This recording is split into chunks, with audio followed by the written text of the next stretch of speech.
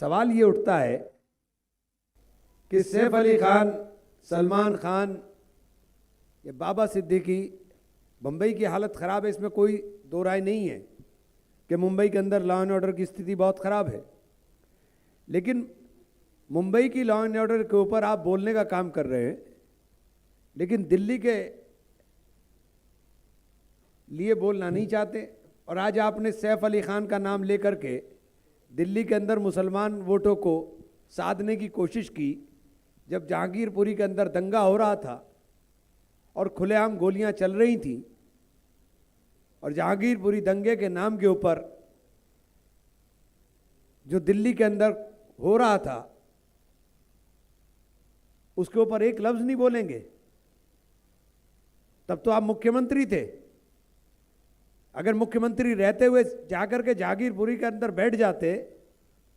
तो जहांगीरपुरी के अंदर इतना नुकसान ना हुआ होता। आपने घर से बाहर निकालना भी मुनासिब नहीं समझा। बिल्किस बानो मामला, जब उसके कातिलों को फूल मालाएं पहलाई जा रही थी तो आपके नेता जवाब देने से भी बचते हुए नजर आ रहे थे, क्योंकि मुसलमान के नाम पर बोलेंगे तो दिक्कत हो जाएगी। सीए एनआरसी में जब बच्चों के ऊपर जामिया के अंदर लाठी चलाई जा रही थी तो आप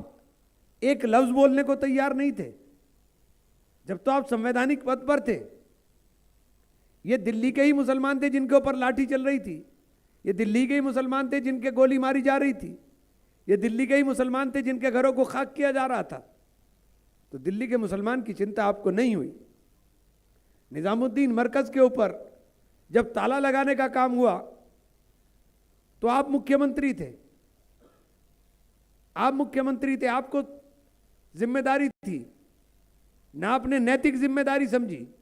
क्योंकि उस वक्त यह लग रहा था आपको कि मुसलमान को हाथ लगाएंगे तो जल जाएंगे। आपके विधायक को कुरान पाक की बेअदबी में सजा हो जाती है, आपके मुंह से एक लफ्ज नहीं निकलता है। तो आज मुसलमान के नाम पर आपको इतनी चिंता, और कमाल की चीज है कि चिंता भी हुई तो आम आदमी पार्टी, गरीबों की पार्टी, उसके मुखिया श्री अरविंद केजरीवाल, चिंता हुई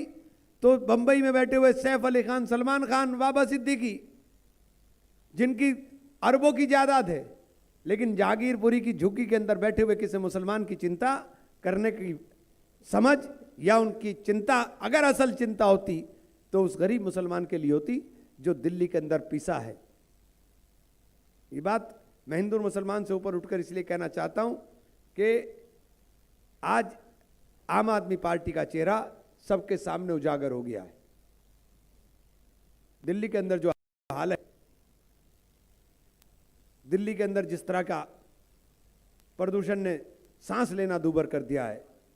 और मैं ये बात कहते हुए मुझे कोई जिम्मेदारी के साथ कह रहा हूं और फक्र के साथ कह रहा हूं, गर्व के साथ कह रहा हूं कि शीला जी ने जो काम किया है वो कोई दिल्ली के अंदर कर नहीं पाया।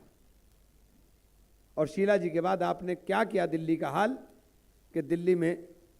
हर दूसरे तीसरे महीने लॉकडाउन वाली स्थिति आती है। ये बात आपके माध्यम से खास तौर से लोगों से भी मेरा है कि आज आपको सब चीज़ों को जानिए, पहचानिए,